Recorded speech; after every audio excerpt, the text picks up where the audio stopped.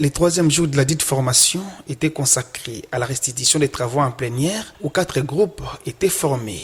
À l'issue de ces 3 jours, quelques recommandations ont été faites et Colbert Yumba, rapporteur de la formation, énumère ici quelques-unes d'entre elles. D'assurer la sécurité des intervenants et préserver leur dignité. Encourager les intervenants à participer aux procédures judiciaires afin que la justice soit rendue de manière équitable. La sensibilisation des populations pour connaître les rôles des FONAREV. C'est au nom de tous les participants que Rosette Lissanga a vanté les mérites de cette session de formation avant de faire quelques recommandations au FONAREV. Une formation riche et très édifiante.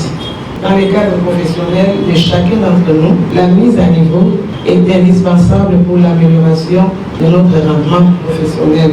Et pour plus d'entre nous, c'était une découverte de la loi dite FONAREV ainsi que son contenu. Très souvent, nous traitons les questions liées à la violence sexuelle dans le cadre ordinaire.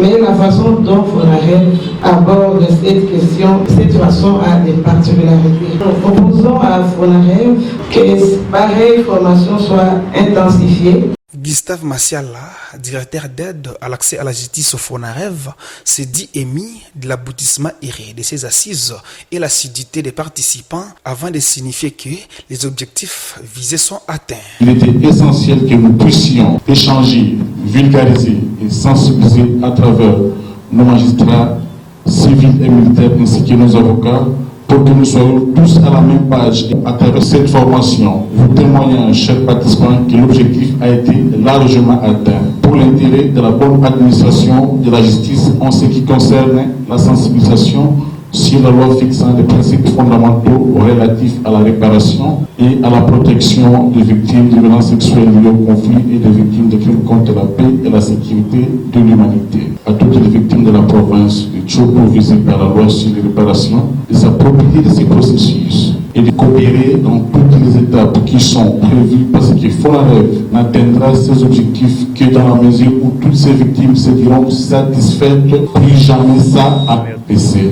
Il s'en est alors suivi du mot du premier président à l'intérim de la cour d'appel de la Tchopo, Alphonse Aoka, et c'est le représentant du gouverneur de province de la Tchopo, Dominique Kangamina, qui a au nom du gouverneur Paul Ndongolia déclaré close la dite session de formation.